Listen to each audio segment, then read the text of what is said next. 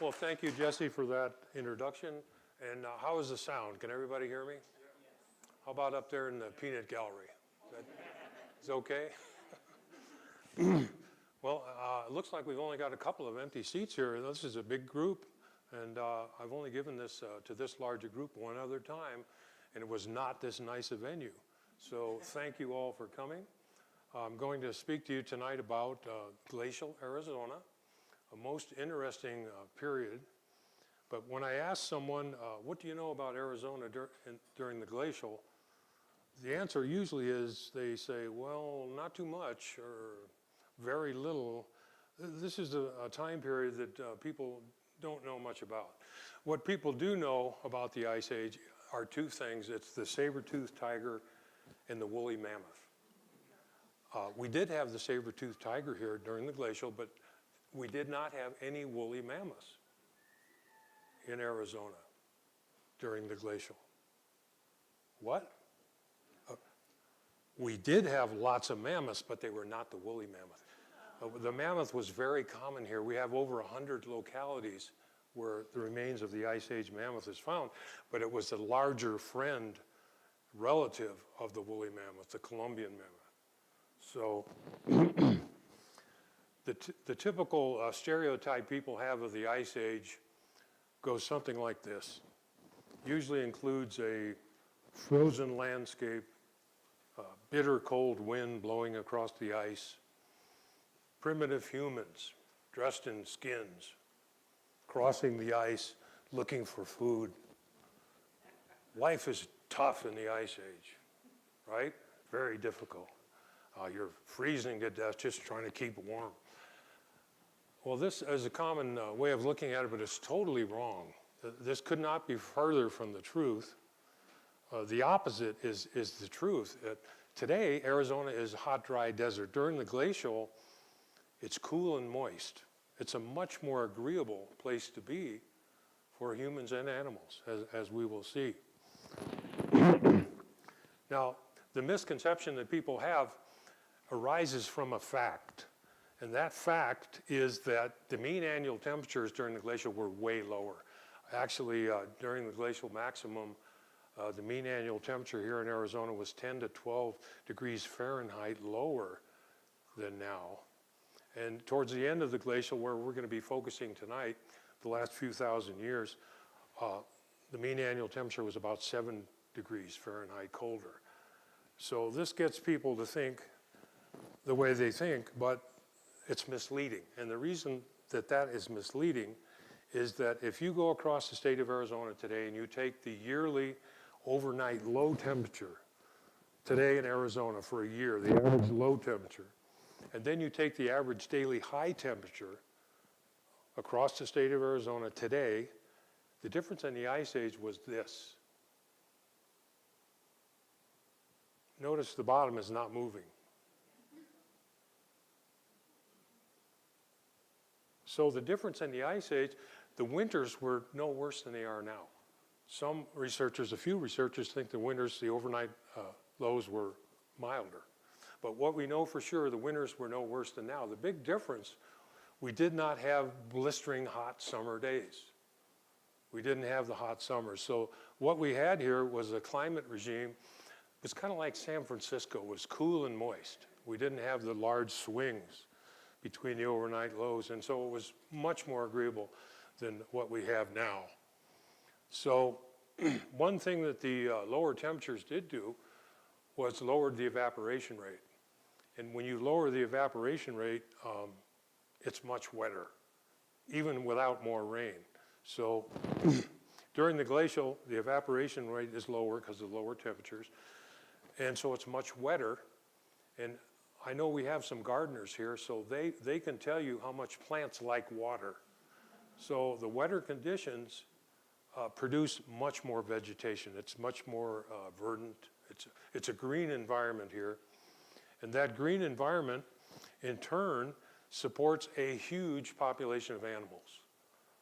There's large gregarious herds of grazing animals, followed by a bunch of big cats, just like the Serengeti plains of Africa. During the glacials, Arizona is a safari park. a wild kingdom. And what about the human population during the glacial? You've all heard about the mammoth hunters. Were the mammoth hunters in Arizona? Well, in 1952, Dr. Emil Howry, one of the grand old men of Arizona archaeology, was excavating this giant extinct elephant, the big gray one here on the right, the Columbian Mammoth, at Naco, Arizona. Naco's in southern Cochise County. It's a little border town. And the Columbian Mammoth was very common here in Arizona. We have probably over 100 localities where we find the remains of this giant extinct elephant. And the Columbian Mammoth did not share characteristics with the elephant. It was not an elephant-like animal. The Columbian Mammoth that was so common here was a member of the elephant family. It was a gigantic elephant. Now, it didn't survive the great extinction at the end of the last ice age. Our modern elephants that did make it through that extinction are all much smaller. So as Dr. Howry is excavating this giant extinct elephant from the ice age, he finds 8 of these stone projectile points called Clovis points here on the right. Let's see if I can get this to work. Here we go. Oh, okay. Now, so he finds 8 of these in direct association with the bones of this elephant. So the job of the archaeologist is to interpret the archaeological record from the artifacts, to basically fill in the blanks of prehistory, to tell the untold story, the story lost in time. What was the untold story from Naco? It was that 13,000 years ago, near the end of the last ice age, there were indigenous people in Cochise County, Arizona, hunting elephants. The story lost in time for Naco, if it were to be given a title, that title would read, Elephant Hunters in Cochise County.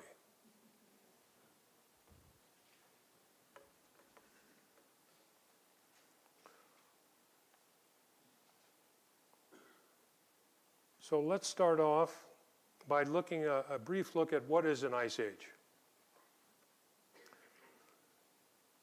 Okay, so today 10% of the Earth's surface is covered with ice. It's the North Pole and the South Polar ice caps. Now, get my pointer working here. So here's the North Pole, it's sea ice, right? There's no land there. And ice propagates itself more easily where there's land. So the South Polar ice cap is much bigger. There's land there, Antarctica. So this is the largest continental glacier on Earth, the Greenland ice sheet, after Antarctica. So today, 10% of the Earth is covered with ice. It's the 2 polar caps.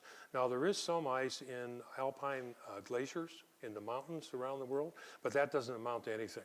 That 10% is in these 2 ice caps. So what happens in an ice age, those polar caps begin to grow until 30% of the Earth is covered in ice. So when the polar ice caps cover 30% of the Earth, they stay that way for a long time. It's 60 to 100,000 years. This is a glacial. It's moist and cool. At the end of that 60 to 100,000 years, the caps shrink back to 10%, the way we are now. This is the interglacial. It's warm and hot, like we are today. The interglacials are much shorter. They're 10 to 40,000 years. And at the end of 10 to 40,000 years, again, the ice caps begin to expand. So this happens one right after the other without a pause. This has been going on for several million years. So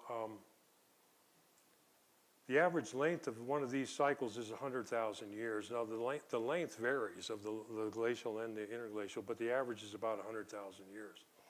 So tonight we're going to be looking at the last glacial, when we first see evidence of human activity here in the New World, roughly 15 or 16,000 years ago.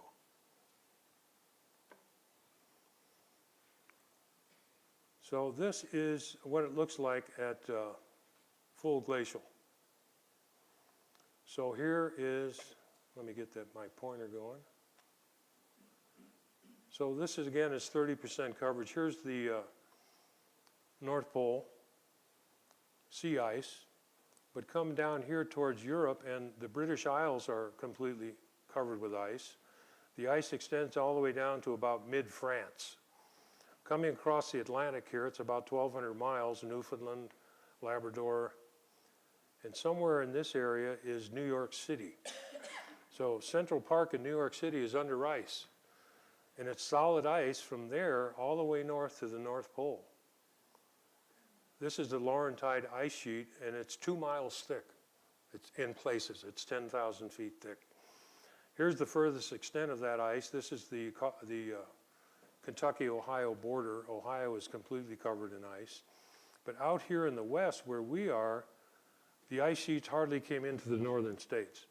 So down here in Arizona, we were a long way from the ice. Now, if you were up close to that ice, anywhere within a couple hundred miles, then that stereotypical idea of the freezing wind and the ice and all, that's true. But down here where we were, it was a lot different, as you will see. So when 30% of the Earth is covered in ice and it's up to 2 miles thick, it uses a lot of the Earth's water. Where does that water come from? Well, all of the Earth's oceans are 400 feet lower during the Ice Age. There is a 400-foot sea level drop globally. And this is most of the time during Earth history because the glacials are much longer than the interglacials. So an interesting thing happens when the oceans are 400 feet lower. In places, many oceans are not 400 feet deep. And this includes all the continental shelves. The state of Florida, which has a wide continental shelf, is nearly double the size during the glacial. A lot more real estate is exposed. So this is a seafloor map with the water removed. Here's the continental shelf. We're coming up the coast of Canada here towards Alaska. And an interesting thing happens right about here. Today, this is the Bering Sea. This is covered with the Bering Sea, but the floor of the Bering Sea was not 400 feet deep. So starting from right about here, going north through the Bering Strait, up for 1,000 miles is dry land during the glacials, again, which is most of Earth's history. So this is the Bering Land Bridge that you learned about in school, but it's not this narrow passage. It was 1,000 miles. It has a name. They call it Beringia. So during the glacials, North America and Eurasia, the old world and the new world are connected. So we're minus one continent. We'll let the geographers figure out how to deal with that. So here's Beringia, and strangely enough, during the glacials, it's largely ice-free, as was a large portion of central Alaska. And the reason is that they were polar deserts. There was very little precipitation there. So as far as the peopling of the Americas, the theory that is most widely accepted is that people came from Eurasia into Beringia, lived there for thousands of years, and then somewhere around 15 or 16,000 years ago, they began to come out and go south along this coast here and peopled the New World. Now, so those dates are about 15 or 16,000 years ago. Those are the ones that are not controversial. There's many older dates. You might have heard about the human footprints that were found at White Sands a couple of years ago. Those look really good.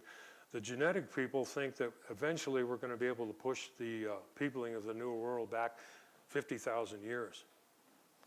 So next, let's take a look at the vegetation.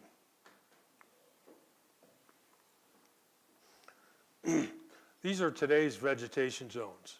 So as you go up in elevation or down, the vegetation changes. So the zones are delimited by elevation. During the glacial, you downshift all of these zones 3,000 feet. And you have a pretty good idea what the vegetation was like here during the glacial. So let's take a look at the alpine zone, today's alpine zone today, and we'll see how it was different during the glacial.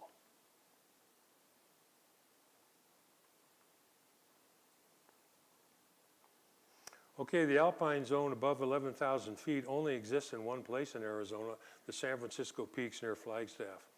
The pines you see here at Timberline are bristlecone pines, and the alpine zone is the barren zone above Timberline. Only sedges, grasses, lichens, and wildflowers grow there today. When you drop this zone down 3,000 feet during the Ice Age, Timberline goes from 11,500 today to 8,500. Above this, ice and snow year-round during the glacials. So during the glacials, the peaks are snow-capped all year. You're looking at the top of the ski lift at the Arizona Snow Bowl.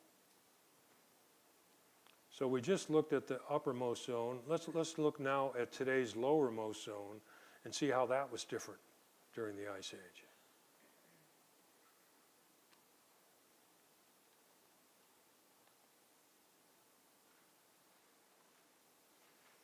So the plants in this zone endure high temperatures and low precipitation.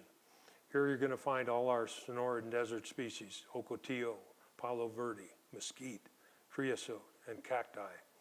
And as you know, the beautiful saguaro cactus blossom is the official state flower of Arizona. Unfortunately, it was not here in the Ice Age. The 3,000-foot elevation drop puts everything in our today's lowest zone, all our typical Sonoran desert species, below sea level. No ocotillo, no palo verde, no mesquite, no creosote, and almost no cacti. And we need to find a different state flower for the glacial.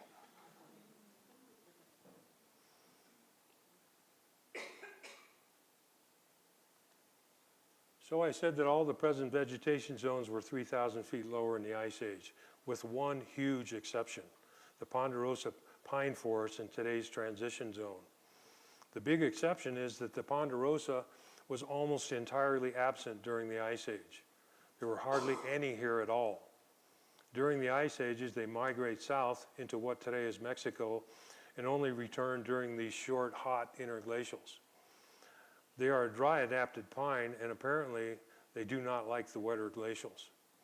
I shot this video south of Flagstaff near Whitehorse Lake at the Sycamore Canyon rim.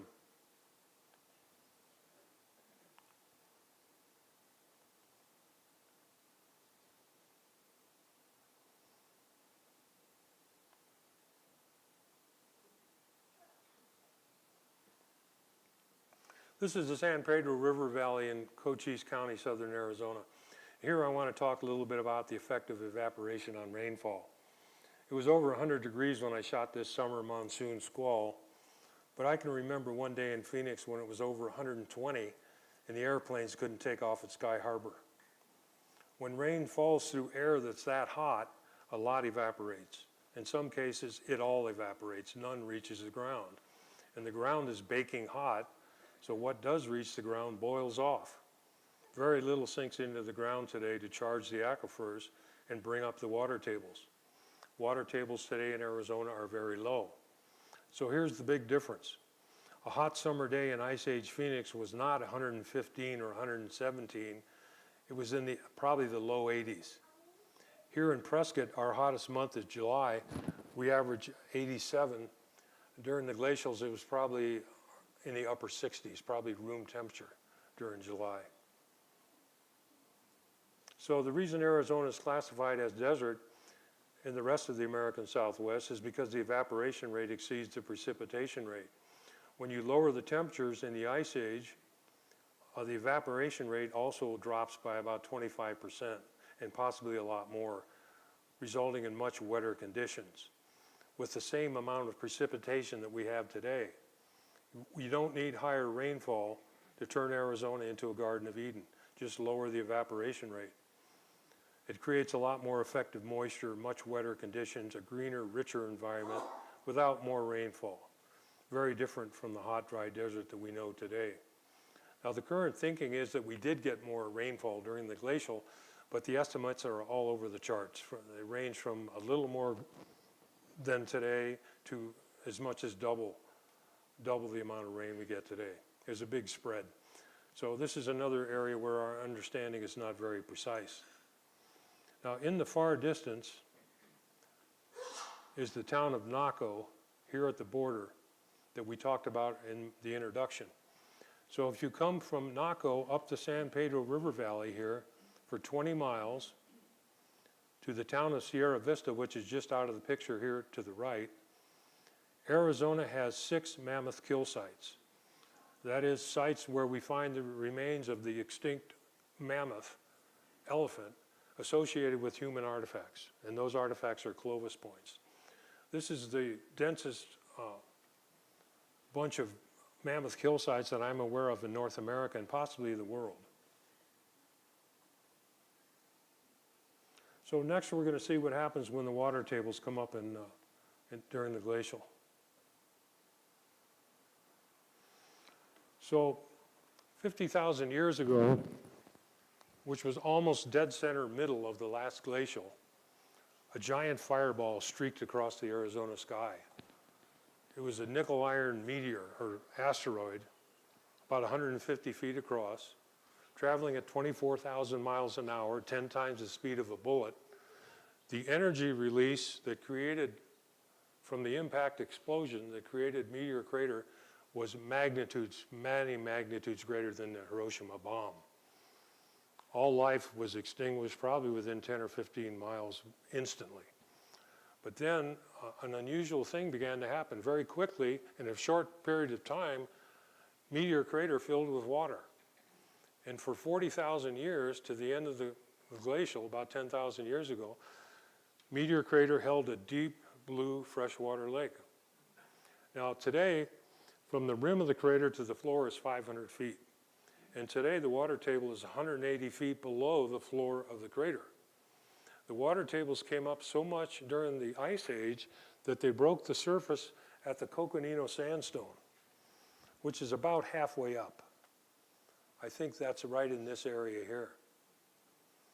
So the lake that was there for 40,000 years was several hundred feet deep. And we know from pollen studies at Meteor Crater that during the glacial there was a Flagstaff-style forest present around the crater. And what would that have looked like?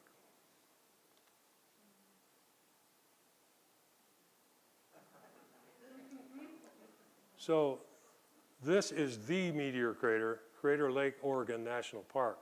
Now it was formed by a volcanic eruption, not a terrestrial impact. Hence, we have this cone in the center. But if you use your imagination and take away that cone, you got a pretty good idea what Meteor Crater looked like during the Ice Age. So here's the point. Imagine that water tables were to rise hundreds of feet today. Many of your property values would go up. Waterfront property. So when the water tables come up, they break the surface. We have artesian springs all over the place. All our dry washes are running. Every low spot, every valley bottom has some kind of a pond or lake in it. Little desert streams like the Verde River are huge. The Colorado River is a monster. And easily 10 to 15% of the state's area is covered in fresh water. And during the glacial maximum, it may have been 20 or 25%. So it was much different. Now we've come to the end of the look at our glacial environment, so let me just summarize the paleo environment. If you take today's dry, hot desert Arizona on one hand, one extreme, in the other extreme you take a steamy, rains every day jungle, Ice Age Arizona probably was right down the middle, or maybe 3/4 of the way towards that Garden of Eden. Very different from what we have today. So why do we call it an Ice Age? The term is not the most appropriate. It's actually a misnomer. So let's leave part one now, the Ice Age environment, move on to part two, the animal population. I'm going to grab a drink here.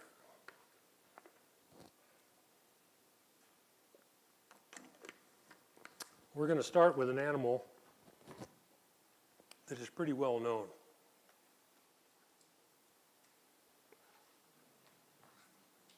Smilodon, the saber-toothed cat with its 7-inch canines. sometimes referred to as a saber-toothed tiger, but not closely related to the tiger or any modern cats for that matter. It was more robust than today's cats, and to some degree, it had a bear-like build. Smilodon was much bigger than any of the modern cats. We don't know what its actual coat pattern was. The artist's depiction here shows it as a black spotted cat, and it may have been black spotted, or it may have had stripes, or maybe a plain coat, like today's mountain lion. We don't know. We only have its bones to go from, but the bones tell us that this was a carnivore that could weigh over 600 pounds. That's 100 to 150 pounds more than the African lion. Smilodon was an African lion on steroids. It was 25% heavier. Now notice that he has a very short bob tail. Long tails on cats are used for balance on the chase, making quick turns at high speeds when they're chasing down animals. That tail, they use that for balance. Well, he doesn't have that. And also, if you look at his hind quarters here, the way his back slopes down, his hind quarters were not very large. They were not powerful. His hind quarters were small. He was not built for speed, and was certainly not a fast runner. He was not a pursuit animal.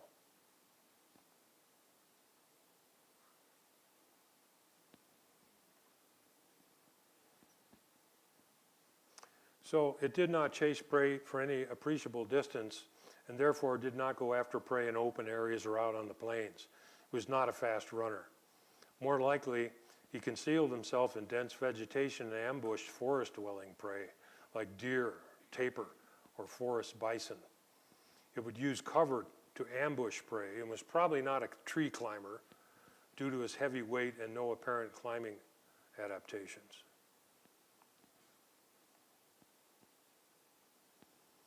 Now let's look at another big cat that was present here in Arizona, the American lion. At 750 pounds, this carnivore was one of the largest cats that ever lived. It was 25% larger than Smilodon, or 1.5 times larger than the African lion. This is the Page Museum at the La Brea Tar Pits, downtown Los Angeles, California. It has the most complete collection of Ice Age animals in the world. In fact, the wild menagerie from this time period that we're talking about is called the Rancholabrean megafauna.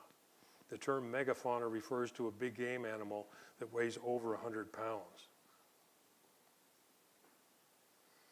So the artist's depiction here is with a plain coat. It does not have a long mane like the African lion. We're guessing. We really don't know. The big question is whether these cats were solitary animals like our mountain lion, or they were pack hunters like the African lion. Time will tell. The term American lion may be a misnomer, but we do know that it was not a huge jaguar. The jaguar was present here also during the glacial, but the bones of the two, when compared side by side, are very different.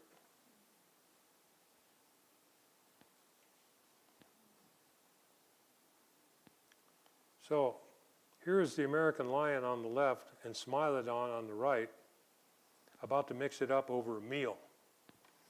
Interesting creature in the background. We had 3 different ground sloths present here in Arizona. 2 of them were giant ground sloths. This is one of the giants, Megalonyx jeffersoni. It was over 10 feet tall, standing on its hind legs, and weighed 1,000 kilos, over 2,000 pounds. It's been found in southern Arizona and in northern Arizona on the Colorado Plateau. Back in his day, Thomas Jefferson was very well versed in the sciences of his day. And back then, he was given some bones and claws of this animal, which he mistakenly assumed belonged to a large cat.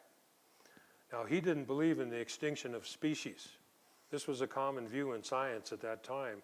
So upon fitting Lewis and Clark, he told them to keep a sharp eye out for this animal and hopefully bring him back a specimen.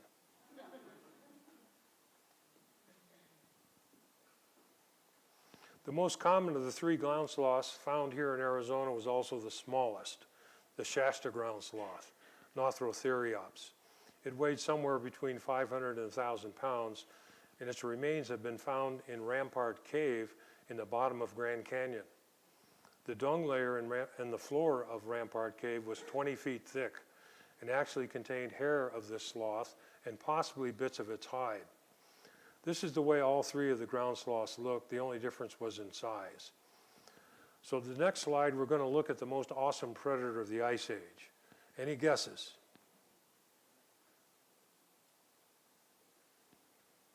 Well, the most awesome predator of the Ice Age was not one of the big cats. It was a giant bear, Arctodus simus, seen here in black. The white skeleton in the front is a modern grizzly. In the lower 48, grizzlies can weigh 500 to 700 pounds, but in Alaska, they're much larger. 1,000 pounds plus is common. So the white skeleton here would be that of a Kodiak brown bear or grizzly, 1,000 pound plus. And notice that Arctodus in black is only a foot taller. With both of these bears on all fours, Arctodus was only a foot taller, but he was twice the body weight. This giant bear of the Ice Age could weigh 2,000 pounds.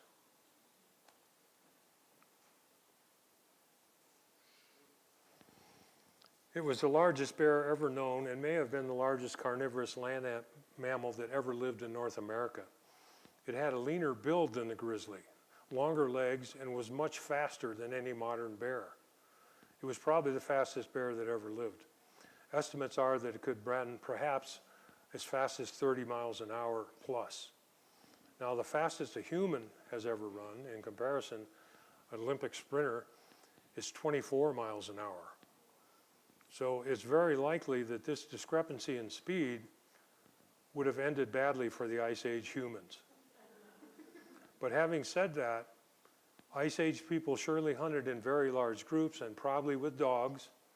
Their hunting weapon, the spear thrower, could certainly kill this giant bear, and probably did, but only with great peril to life and limb. The man in the picture is 5'11". Arctodus had a shorter snout than modern bears and is referred to in the literature as the short-faced bear. Now, bears are omnivores, opportunists that eat foods of plant and animal origin. Arctodus was no exception. But some researchers feel that he may have been slightly more carnivorous than modern bears. The point is under debate. This monster was similar in size and appearance to the cave bear of the European glacial. Arctodus simus first appeared during the Middle Pleistocene in North America about 800,000 years ago and went extinct at the end of the last ice age roughly 12,000 years ago. It ranged from Alaska to central Mexico, from California to Virginia, and has been found in the American Southwest, but only in a few localities here in Arizona. Because of its great size, it could run any carnivore off its kill. So it was a very successful scavenger as well as a predator. And due to the fact that it was built for speed, with its lean build and longer legs, Arctodus was a graceful monster. It was so big that when he sneezed, all the other animals caught a cold. Now, both the black bear and the grizzly bear were present here also, along with Arctodus during Arizona's glacial.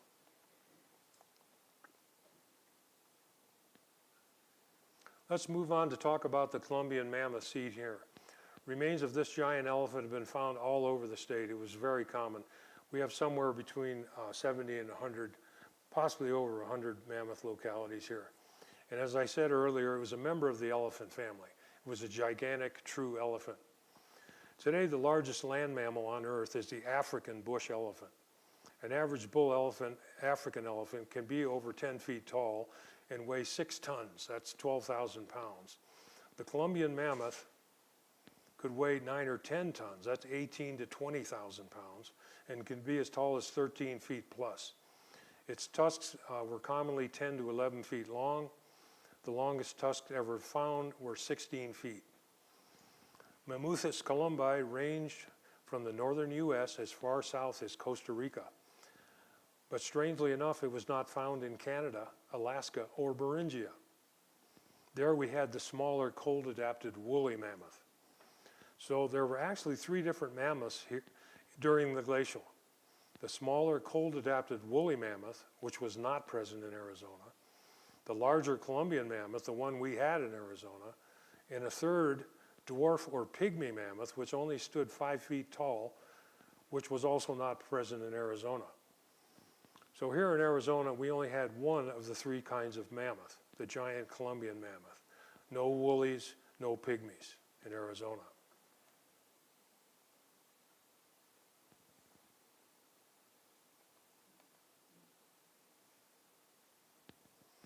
The large Columbian mammoth on the right, again, was a true elephant.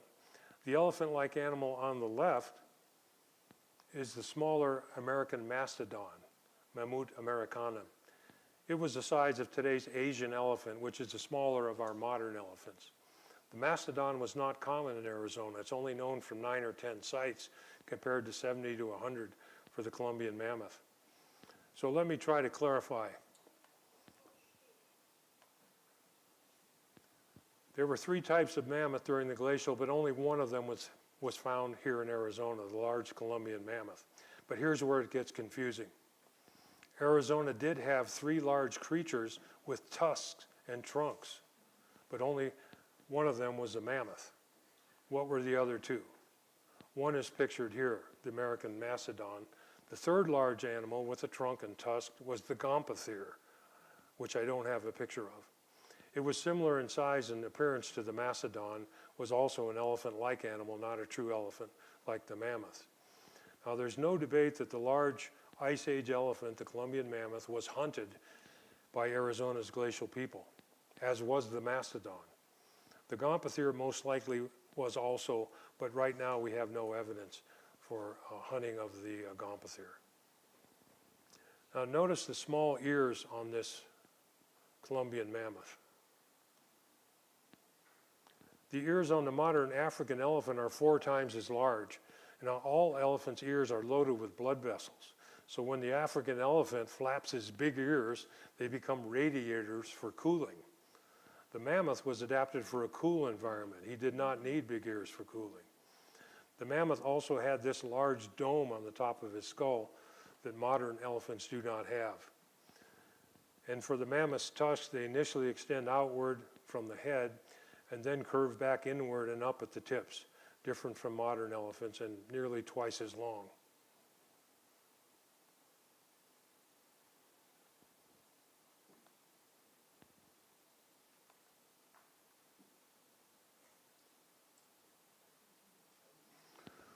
So we've only looked at 8 members of the Rancho La Brea megafauna so far in this talk, and there were perhaps more than 30 present here in Arizona during the glacial. It's time to move on. But let me just quickly read about a few others that were here. There was a giant beaver that weighed perhaps 300 to 400 pounds. There were 3 different types of camel.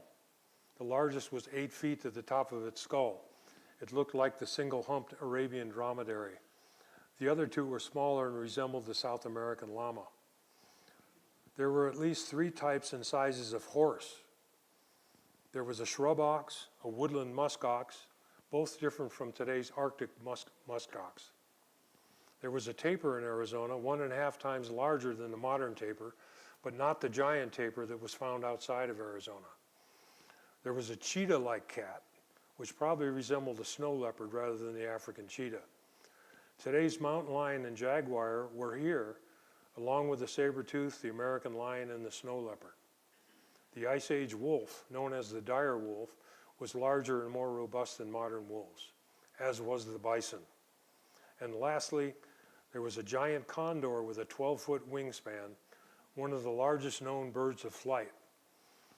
Imagine what it was like for the Ice Age people living here, watching that bird sailing overhead in Grand Canyon. The last thing we'll talk about before moving on from the animal population to the human population is the Great Extinction, known as the Quaternary or Pleistocene extinction. Near the end of the last ice age, roughly 12,000 years ago, more than 30 big game animals went extinct. That's over 70% of the Rancho La Brea megafauna. The 6 to 8 big game animals that we have here in Arizona today are just the few that survived that extinction. This is puzzling. The change from the glacial near Garden of Eden to today's hot, dry desert is a radical change. And this drastic change places great stress on the animal population. But what's puzzling is that this same radical change has occurred dozens of times in the past. Glacial, interglacial, glacial, interglacial, without extinctions. So what might have been different about this last glacial to interglacial transition?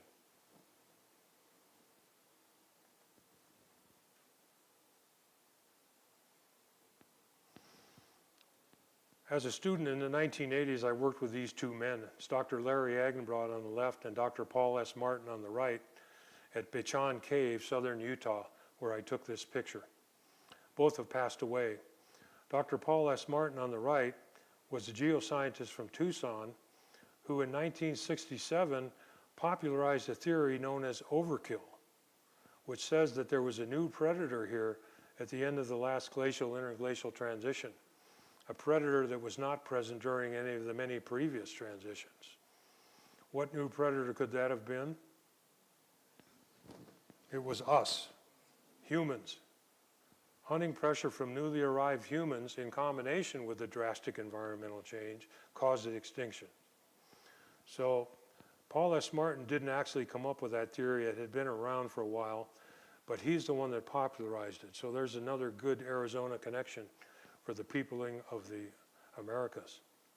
Now back then in the 1980s, this theory had not gained much traction, but today it's much more widely accepted. The truth is, however, that we still don't know exactly what caused the Pleistocene extinctions. Another case where the history of the world yet remains to be written. So let's move on to the final part of this talk, the human population. And in Arizona, this time period is called, archaeologists call it the Paleo-Indian period.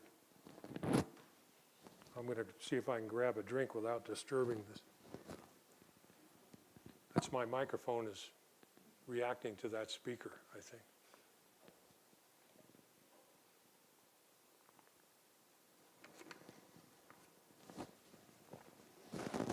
So now we're going to talk about the human population during the Ice Age. And we're going to start with an unlikely figure, a black cowboy named George McJunkin.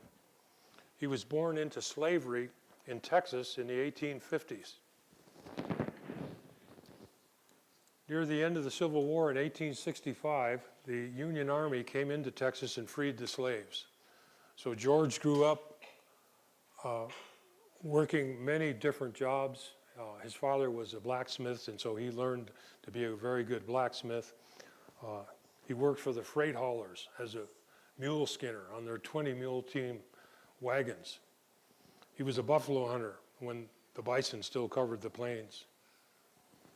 He finally settled on the Crowfoot Ranch near the sleepy town of Folsom, New Mexico, where he was the ranch foreman. He had a reputation of being the best bronco buster. He was in demand all over the New Mexico territory, roper and cowhand. But more importantly for our discussion, George McJunkin was an avid reader, and he was up on the sciences of his day. He was a very good self-taught naturalist.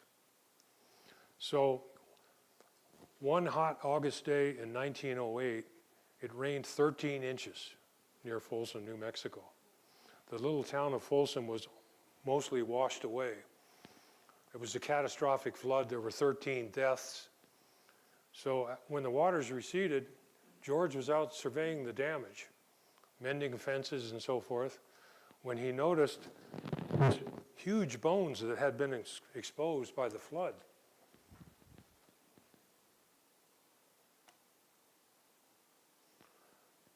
Now, having been a buffalo hunter, he immediately recognized what these bones were. It was they were bison.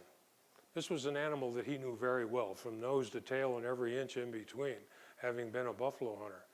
So he immediately realized what it was, but this bison was much bigger than the animal that he was so very familiar with. The horns on this bison were almost straight, and it was almost 3 feet between the tips. Now, he hadn't poked around very long, and he found stone projectile points right with the bones. These would later be called Folsom points after the nearby town. So George realized immediately, he knew what he had. He was up on the sciences. What he found out there was that this meant that there were native people here going all the way back to the Ice Age. Going back to, there were people here when the Pleistocene animals were still living. He knew that in 1908. So the rest of his life, he spent trying to generate some scientific interest. He took people out to the site. He talked it up a great deal. 14 years later, when he passed away in 1922, nothing had been done. It was not until 1926 when a person that, after his death, 4 years after George's death, one of the people that he had taken interested the Denver Museum to start an excavation. The year was 1926. Then during the second field season, 1927, this Folsom Point was found between the ribs of the now extinct bison anticus, which was 25% larger than the modern bison. Now, up until that time, the scientific community thought that Native Americans had only been here, maybe a couple thousand years. You know, they haven't been here very long. So we can run them off their land. They haven't been here. So the discovery at Folsom changed our understanding. We realized that the native population was here way more than a few thousand years. In fact, there were native people here during the Ice Age. This was big news. It made headlines around the world. Now, estimates at the time put this about 13,000 years ago, and we now know with our modern dating techniques that this was pretty correct. Clovis and Folsom were both near the very end of the last Ice Age. A few years later, in the 1930s, Clovis points were found with mammoth remains at the Dent site north of Denver. The 3 Clovis points at Dent were the first Clovis points found in direct association with the Ice Age elephant, but they were simply considered to be larger versions of the Folsom points that had just been found a few years earlier. The early 1930s was the Dust Bowl era. Winds blew away topsoil and sands, exposing things that had not seen the light of day for thousands of years. In this case, a mammoth tusk weathering out of the sand hills at Blackwater Draw, Clovis, New Mexico. Excavation at the Blackwater Draw gravel pit, the Clovis type site, revealed that the Clovis culture artifacts were lower in stratigraphy than Folsom.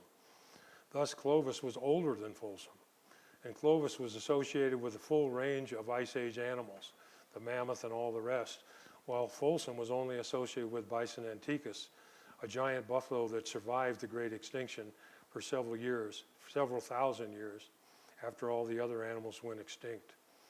The 1930s passed. There were sporadic finds in the 1940s. Then in 1952, the Naco mammoth was excavated with 8 Clovis points. It was a 5-day salvage excavation. Now the points, the 8 Clovis points that were found with the bones were clustered around the mammoth's vertebrae, where the elephant's vertebrae was closest to the surface, and also in the chest cavity.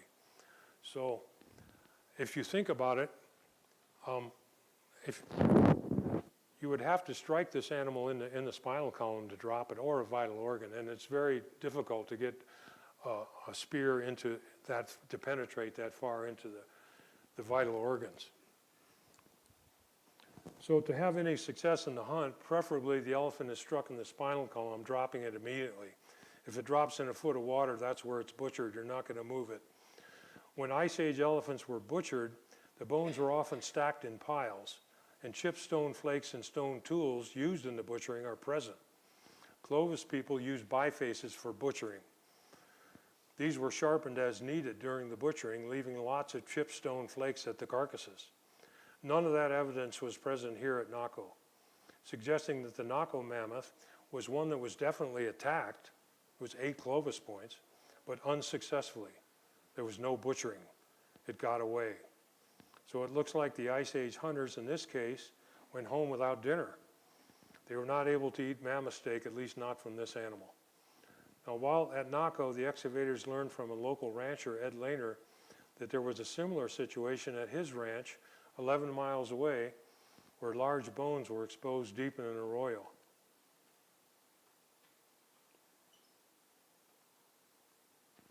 So we've been talking about Folsom points and Clovis points. So before we move to the Lanier site, let's talk about these projectile points. The Folsom point here was found in Grand Canyon National Park. When I photographed it in 2004, it was the only artifact from the Ice Age ever found in Grand Canyon National Park till that time. There have been several finds since. The point on the right is a Clovis point. They're much larger. They've been found in every state in the Union except Hawaii as surface finds. They are larger, averaging 3.5 inches in length, and Clovis points are almost entirely made from percussion flaking. They're striked. Generally, there's no pressure flaking or fine edge retouch that you see on the Folsom points. What the two points do have in common is this channel flake here, or flute flake that comes up off the base of the point. This is called a channel flake or a flute flake. So if you're looking at somebody's arrowhead collection and you see one with one of these channel flakes, it's from the Ice Age. This is the only time period when that flint knapping technique was used. Notched points, corner notch, side notch, that all came later. And let me just say something that this group I'm sure knows well. Any human artifact from the Ice Age is extremely important, very rare, and should be recorded in every case.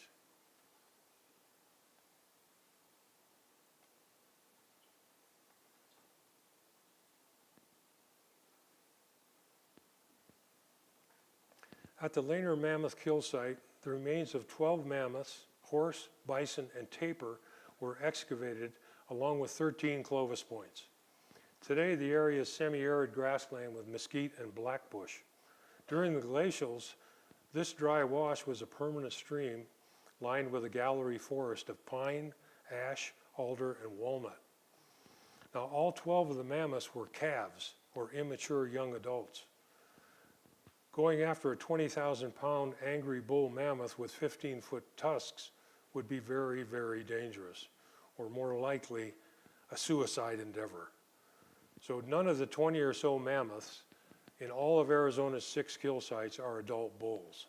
They're all young adult females or calves. Now, the Lanier site was the most famous mammoth kill site in the world when it was excavated in the 1950s. And the reason was that a brand new dating technique called carbon-14 was used for the first time to date the Clovis culture. And the C14 in date at Lanier was 13,000 years before present. Among the 12 immature mammoths at Lanier, no whole skulls were found, only masses of smashed brain case. No complete skulls, only pieces of cranial bone. The hunters were obviously going after the brains, most likely for tanning the elephant hide, which can be up to an inch thick in places. And this is quite common at Clovis sites outside the state of Arizona, that the skulls are crushed. 2 charcoal-laden hearths were excavated on a sand and gravel bar in the now dry wash. One was 16 inches wide and 12 inches deep. Both contained charcoal chunks big enough to identify the species of wood. It was pine, ash, and oak. Another thing that the hearths tell us is that the Ice Age hunters wasted no time in satisfying their hunger. The permanent stream which formerly ran in this now dry wash was named Mammoth Kill Creek by the archaeologist. The elephant kill was on a bend in that stream where there was a fine white sand. So what that fine white sand tells us is that during the Ice Age, this stream, that spot in the stream, was a relatively quiet, shallow freshwater pool, an ideal place that attracted elephants to come for a splash. And on one side of the pool was a vertical bank of red clay, a wall, a perfect containment or trap to attack the Ice Age hunters, to attract the Ice Age hunters. So the stage was set. We now know that the Lanier site was the scene of many hunts over a period of time, not just a single hunt.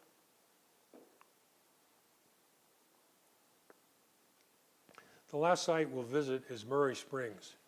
It's the most widely studied and the most thoroughly written up of the Arizona's mammoth sites. And it's the only one to have been developed for the public. There are trails and interpretive signs. At Murray Springs, there were 3 mammoths, 11 bison, and another 13 Clovis points. Also present was a temporary camp where the bison were processed. The kill site itself was like all the others, namely a water source. This dry wash was a spring-fed creek, a water hole that attracted animals and hunters. Notice the dark lens in the arroyo wall. It's called the black mat. It directly covers the Clovis material. All the Clovis material contacts the bottom of this black mat. It varies in thickness from a few inches to a foot. It was present at all the Arizona kill sites and even the Clovis type site at Blackwater Draw, New Mexico.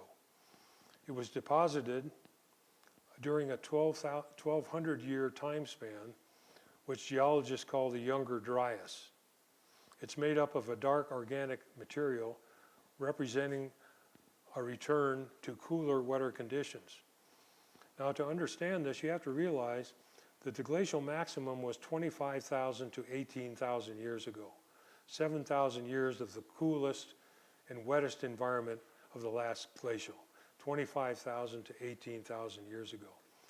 This was the richest environment of the glacial. Animals reached their largest size because of that rich environment. When the glacial maximum ended 18,000 years ago, the ice sheets began a slow retreat. Temperatures began slowly to warm, and it was becoming less wet. It was a slow melt. This happened for nearly 5,000 years, between the end of the glacial maximum 18,000 years ago up until the Clovis black mat times 13,000 years ago. It seemed that the ice age was coming to an end. Some have called this period the Clovis drought. It was still cooler and wetter than today, but nothing like the glacial maximum. Then, when it had been slowly drying and warming for thousands of years, it suddenly returns to glacial maximum conditions for over 1,000 years. This is the Younger Dryas that laid down that black mat. It's very cold and wet. The bottom of the black mat at the start of the Younger Dryas coincides with the Pleistocene extinctions and the end of the Clovis culture. So the black mat, or the Younger Dryas, is a major event that we just do not understand. Something big happened, some huge event, causing the end of the Clovis culture, the Pleistocene extinctions, and a return to full glacial conditions for another 1,000 years. One sensational explanation is the Clovis comet theory.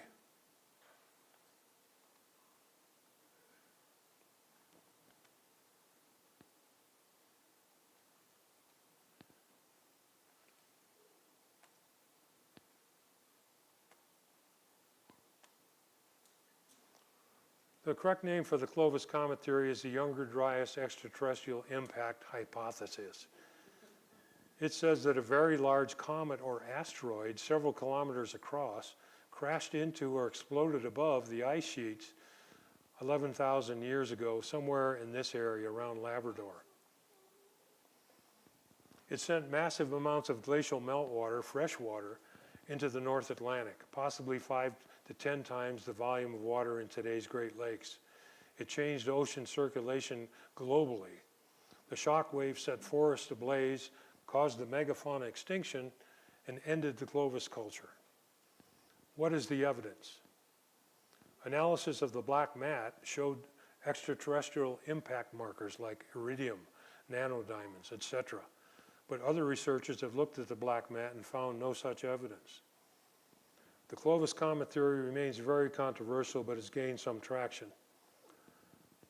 So, if this theory proves out to be correct and you combine it with the transition from the Garden of Eden to this hot, dry desert, and the Clovis comet, and thirdly, the presence of humans, it may have been a triple whammy, but we still really do not know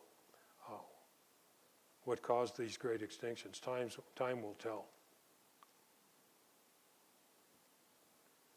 Back to Murray Springs. Here you can see the black mat. It's covering the Clovis material. There was 6 to 8 feet of overburden that had to be removed to get down to this black mat. An interesting artifact that was found at Murray Springs was this shaft wrench. This was made from mammoth long bone. These have been found in the Ice Age sites in the Old World. It was possibly manufactured at Murray Springs, but more likely was carried along during the hunt. And just a final note on Arizona's mammoth kill sites. All 6 are on tributaries of the San Pedro River within a 10 or 15 mile radius. In all 6 cases, bone preservation was poor, was not sufficient enough to identify cut marks from the butchering.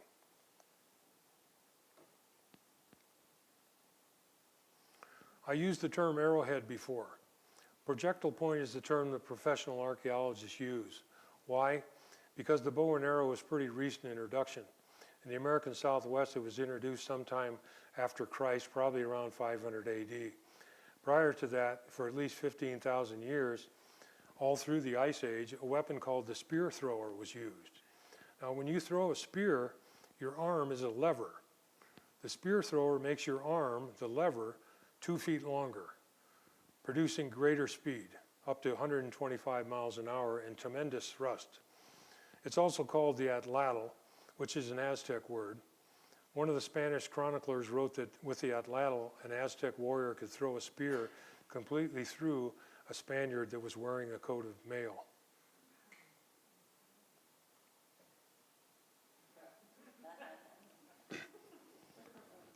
Now, back when I was a student, years ago, when we studied the Ice Age mammoth hunters, there was no skeletal material to give us any direct information. This silly video represents what we might have thought. We couldn't say for sure whether Ice Age people were white, black, or polka dot. There was no scientific evidence, no skeletal material. For all we knew, Ice Age people were cavemen. But even back then, if you asked a Native American, how long have your people been here? The answer, according to their oral history, was clear. They would say, we have been here forever, since the beginning of time. In recent years, a tiny bit of skeletal material from the last glacial has finally been identified. It's the oldest skeletal material in the New World. DNA has been extracted and the genome sequenced. The results tell us that the people that were here during the Ice Age were essentially the same people as Native Americans, our modern tribes. So our modern tribes are direct descendants from the people that were here during the Ice Age. So we now have scientific evidence backing up Native American oral history, and this was no big surprise to the Native Americans. Now, so lastly, I'd like to talk a little bit about what we know about the hunter-gatherer foraging lifestyle. Arizona's first inhabitants during the glacial were foraging hunter-gatherers with an emphasis on hunting. They were hunting cultures. And while I talk about them, we'll look at some actual realistic photos of Native Americans taken by Edward S. Curtis over 100 years ago.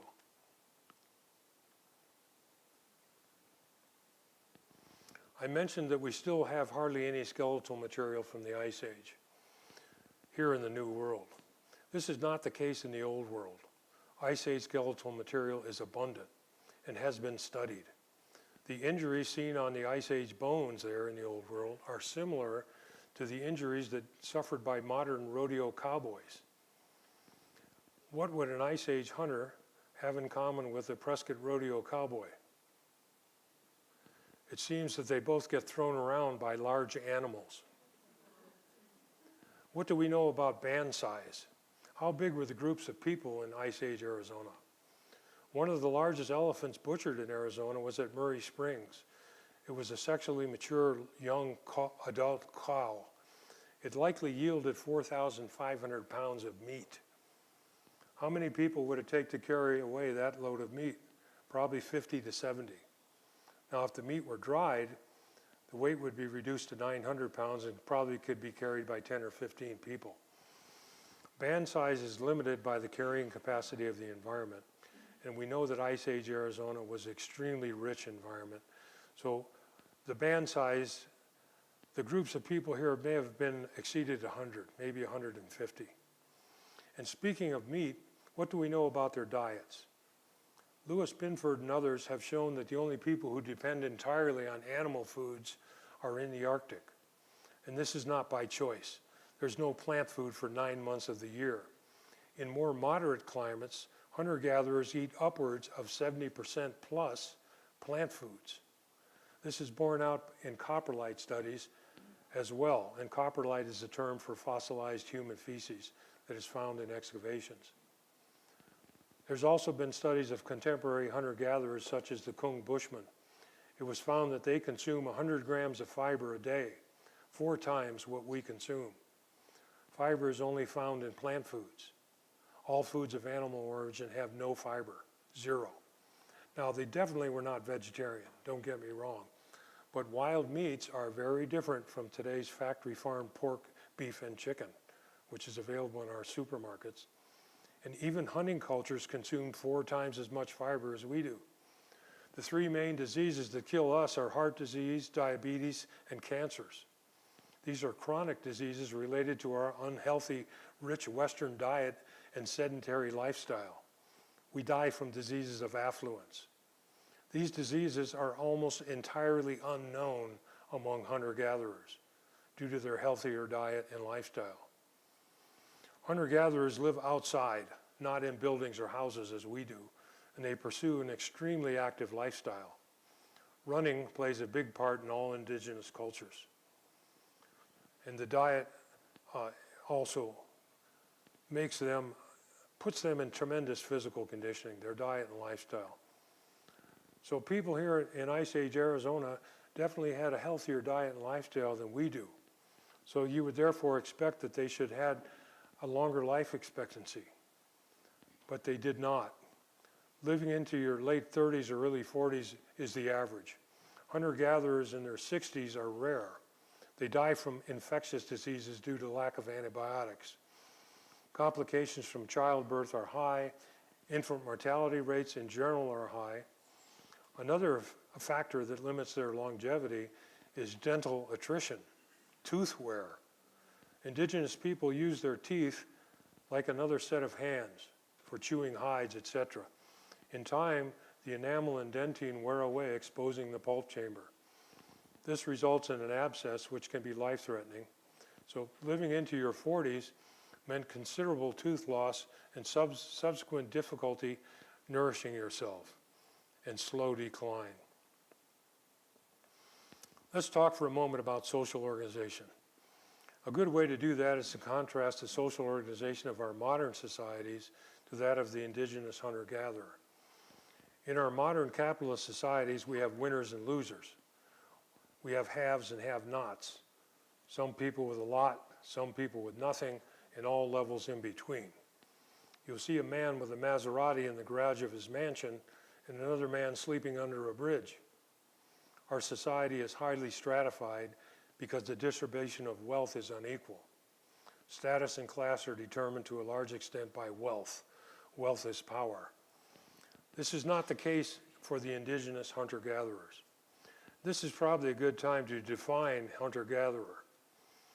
A hunter-gatherer derives food and all of the rest of life's necessities from nature, without domesticated animals, no cattle, no pigs, no chickens, and without agriculture, no crops or farming. Well, how do they do that? They are nomadic. They're always on the move with a mobile lifeway, following the herds, harvesting wild plant foods as they become available. They do not stay in one place for very long, sometimes as little as a day or two. And there's no beast of burden to carry their stuff except for the dog. So when it's time to move, the wheel was also unknown to make a conveyance for carrying their stuff. So when it's time to move, you are limited to what can be carried on your back. This limits the amount of worldly goods or wealth that can be accumulated. This was the great equalizer.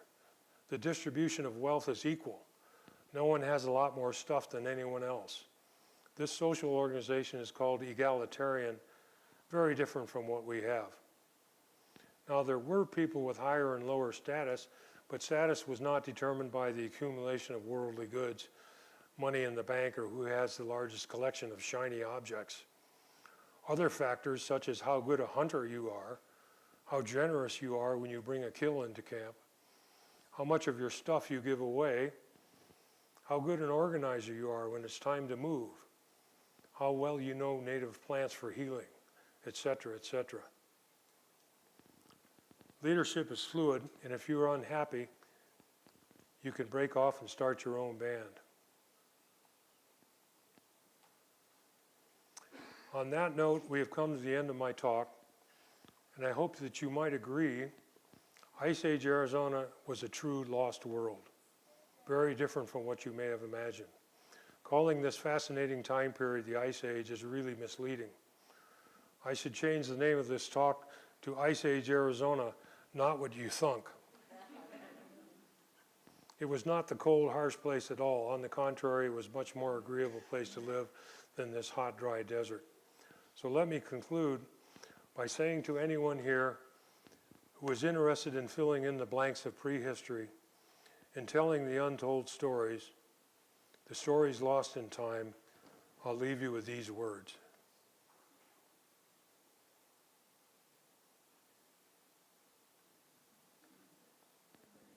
Thank you all so much.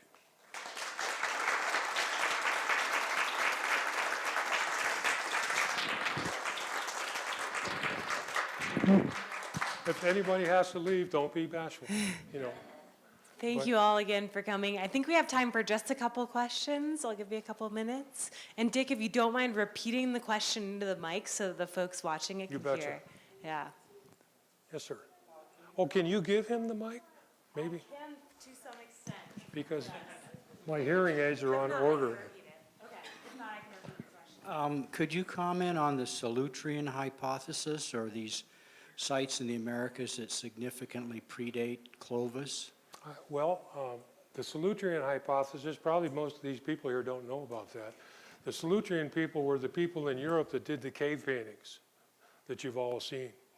And the Solutrean hypothesis says that during the glacial maximum, when that ice came all the way down, covered the British Isles down to about mid-France, that the Solutrean people came across following the edge of that ice. It's 1,200 miles, so 15 miles a day, you could do it in 3 months. They would have done it during the summer months, and so it's perfectly doable. During bad weather, they could pull onto the ice and turn over their large watercraft, and there's plenty to eat. There's birds and seafood. The problem with the Solutrean hypothesis is there's just not much evidence for it, and it's not very widely accepted. And as far as the sites older than Clovis, probably a lot of you people here have heard about the sites in New Mexico, White Sands, where they found the human footprints. Anybody? This was last year, the year before, and those dates look really good. They found human footprints there that date to the glacial maximum, or about 21,000 years ago. Now, there's many, many sites that have older dates than Clovis, dozens of them, but the wheels of science turn very slowly, and for those dates to be accepted takes time. The data has to be duplicated by somebody else, et cetera, et cetera. So it's just a matter of time, and like I said, the genetic people think that we're eventually we'll be able to push back to about 50,000 years, the peopling of the Americas.